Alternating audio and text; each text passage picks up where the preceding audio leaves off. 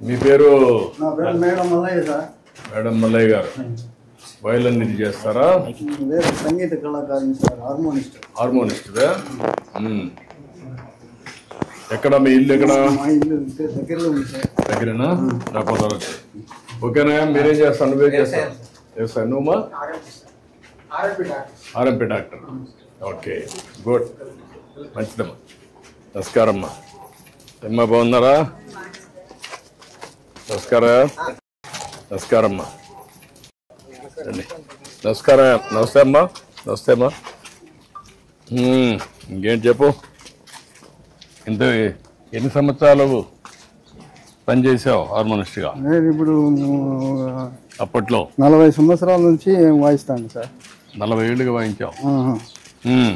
తర్వాత పోయిన మన ప్రభుత్వంలో కుటుంబ నియంత్రణ అడ్వర్టైజ్ కూడా చేసింది సార్. కుటుంబ నియంత్రణ హరికథలు చెప్పినప్పుడు హరికథ రూపంలో ప్రచారం చేసిన. నీకు గుర్తుండే నువ్వు చేసిన మంచి పనుల వల్ల నీకు ఏంటి సాటిస్ఫాక్షన్ ఈ వృత్తిలో?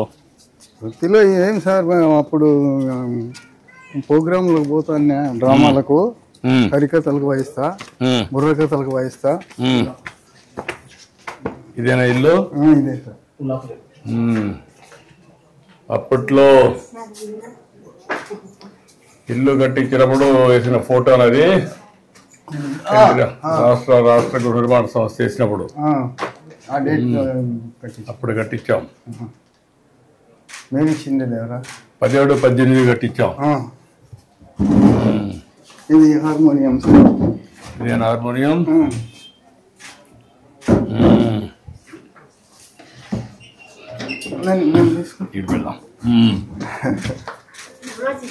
నమస్కారం అమ్మా, బాగున్నావా? కూర్చోమ్మా, కూర్చో. ఇప్పుడు ఇవన్నీ తగ్గిపోయినాయి కదా? ఇవి ఇంటికి పట్టించుకోరు సార్, ఇప్పుడు తగ్గిపోయినాయి. అంత మ్యూజిక్, అంత మోడర్న్ మ్యూజిక్ అంతా వచ్చేసింది. సోషల్ అంతా అంత ఆధునికమైన పనిముట్లన్నీ వచ్చేసాయి. కరెంట్ బాక్సులు వచ్చినాయి ఇవి. అయినా కానీ ఈ సంగీతం నచ్చదు సార్. అంటే కొన్ని దిక్కల కొంతమంది ఉత్సాహం కూడా చూపిస్తున్నారు, కొంతమంది ఇంకా అక్కడ ఉండే కళ్ళ ఉన్నాయి సార్. ఇక్కడ పల్లెల్లో మాత్రము తగ్గిపోయింది. తగ్గిపోయింది.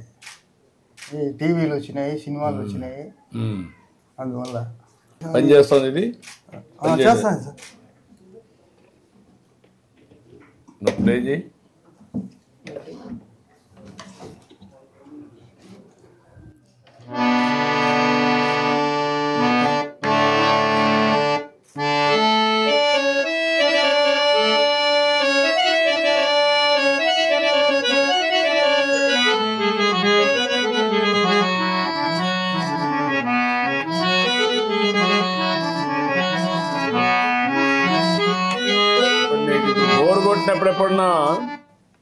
బోర్ కొట్టినప్పుడు ఎప్పుడన్నా హార్మోన్ వాయిస్తావా? వాయించుకుంటా ఉంటాను సార్. నాకు అదే కొంచెం ప్రశాంతత కోసం చేస్తా ఉంటావు.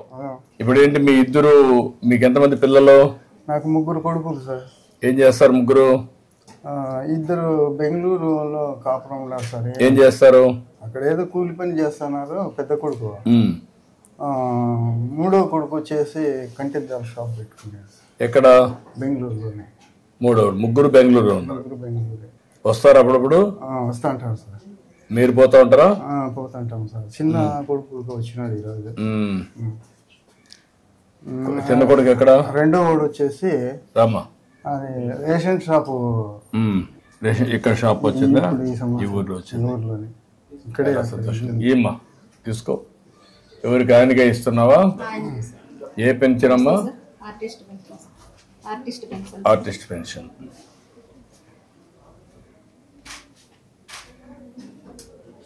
ఇది కూడా నేను పెట్టిన పెన్షనే మీకు, ఆర్టిస్టుల కోసం. మామూలుగా వృద్ధాప్య పెన్షన్ 250 ఇచ్చేటప్పుడు 500 ఇచ్చినారు సార్. అప్పుడు మళ్ళా మీరు 3000 చేసినారు సార్. 3000 తర్వాత మళ్ళీ ఇప్పుడు 4000 ఇస్తున్నారు. అదే